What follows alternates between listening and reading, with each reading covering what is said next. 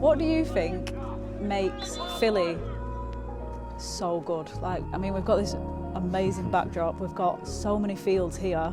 So many teams come to play here. What makes it so great for young kids, I guess, and also for, you know, aspiring to be in the first teams?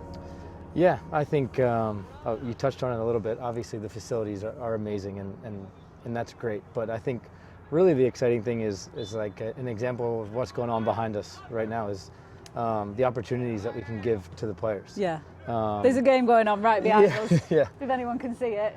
It's a friendly, isn't it? It's a friendly, yeah. Yeah, so, and it's the Philly Union 2. Yeah, it's right? our second team. Yeah, and you know what? This is crazy that this whole facility is for the second team, which kind of shows us how much value you put into the academy as well. Yeah, exactly. Yeah, no, there's quite an investment, obviously, from the club that shows, you know, their commitment to young players. And I think that's what makes it special. It's so player-centered.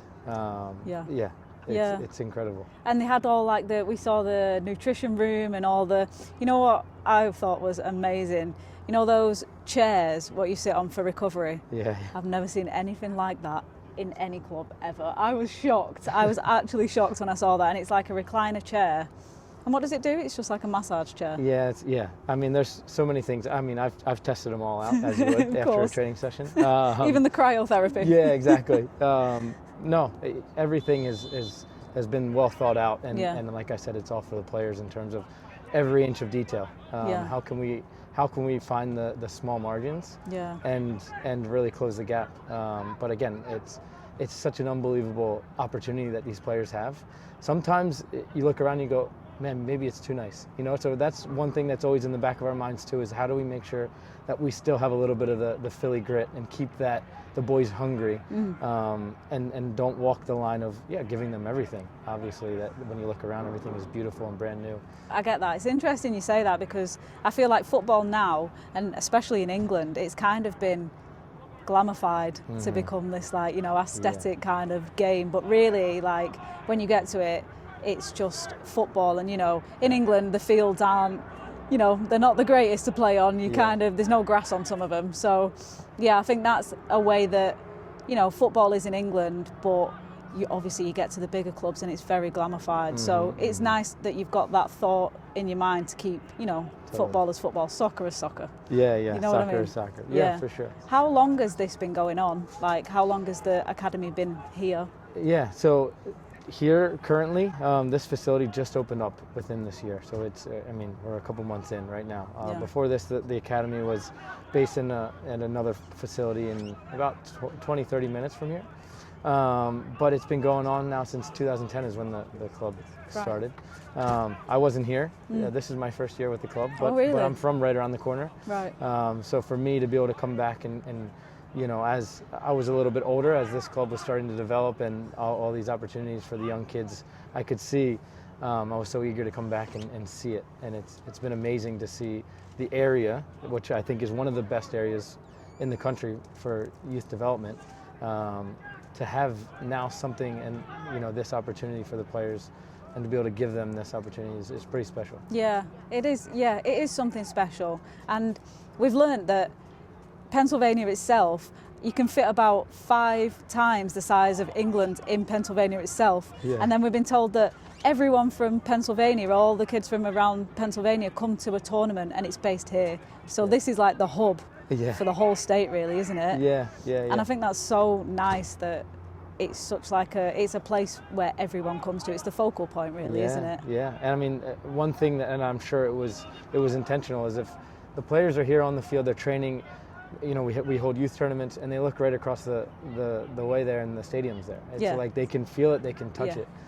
It's like it's a club for everybody, which I think is so special and really cool. Yeah, we went somewhere similar. I think it was Benfica, and from the offices you could see the pitch. For it was Venezia as well, Benfica and Venezia, you could see the academy pitch, and then the academy players could aspire to see the first team pitch. And that's what they were aspiring to, so it was all connected, and it's very similar here, because you can aspire to be over there in that stadium. Yeah, and I think that's, I mean, one thing, soccer has changed and grown so much over the last 10-15 years, where when I was a kid playing, you couldn't touch or feel or see you know, what it looked like at the highest level. And for these guys to come out, I mean, we have the school connected, and that's another something that makes it so special. The guys are coming out after school right now and walking across and coming and watching and supporting their teammates and their classmates in a game like this. Yeah. Or walking across and you know, sticking around and watching the first team train or play. Yeah. Having that tangible, you know, where they can see it it makes the pathway clear. Yeah, it's like a goal, isn't it, for Yeah, them? Yeah. yeah. It's nice, that it is really nice, and I think it's definitely something that players will look for, players will aspire to be like that. It helps them as well, you know. Yeah, like I said, we were really lucky to be in such an area where there's so much talent, but now it's how do we continue to develop them? How do we give them opportunities? And I think that is something that the club has done an unbelievable job. You look across the MLS and, you know, obviously there's other clubs who prioritize maybe bringing in bigger players where, you know, again, that's a strategy, but for us it's always, you know, who's next? Who's the next one who's going to come through that door and push the envelope and be the next homegrown and be the next Kevin Sullivan? Who's going to be the next Quinn Sullivan? Who's going to be the next Brennan Aronson? Definitely. Yeah. And it's worked. Yeah. And we've seen it, that it's worked like that. Yeah. It's living proof of it. Yeah. I think it's great, to be honest. And what do you do, Chris? Let's go into that a little bit. Yeah. What do you actually do? So I coach the under-18s. So I have the oldest age group in the academy before they get to the Union 2, which is a really unique privilege because our space, I always say, it's so fluid. You know, we have guys who come up from the 16s and guys who come down from the second team, and from day to day, our environment can look very different. Some days we can have 8, some days we can have 22.